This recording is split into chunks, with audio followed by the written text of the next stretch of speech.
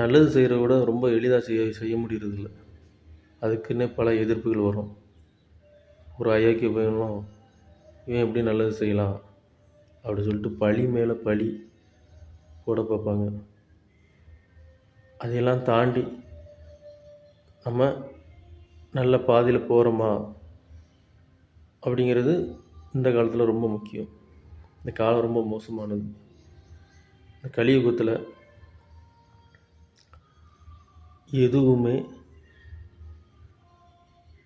எதுவுமே நம்ம நினச்ச மாதிரி நடத்தி காட்டுறதில் ரொம்ப போராடணும்.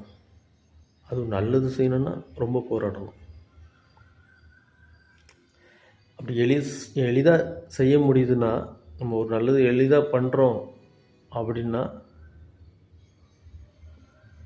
நம்ம இந்த காலத்தில் பிறந்திருக்க மாட்டோம். ஸோ நமக்கு கொடுக்கப்பட்டதே கடினமான காலம்தான், போராட்டம் நிறைஞ்ச காலம்தான். அந்த காலத்தில் தான் நம்ம போராடி தான் நல்லது பண்ணணுன்ட்டு படைக்கப்பட்டிருக்கோம். ஸோ நல்ல எண்ணம் உடையவங்க பாதை மாறாமல் நீங்கள் போகிற பாதையிலே போங்க.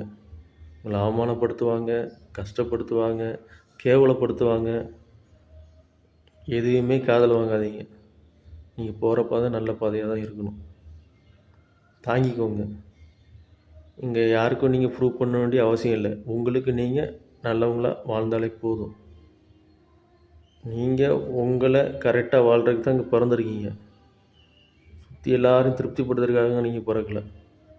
ஒவ்வொருத்தரோட ஆசைக்காகவும் நம்ம ஓடலை. அவங்க ஆசை என்னவாக இருக்குன்னு நமக்கு தெரியாது.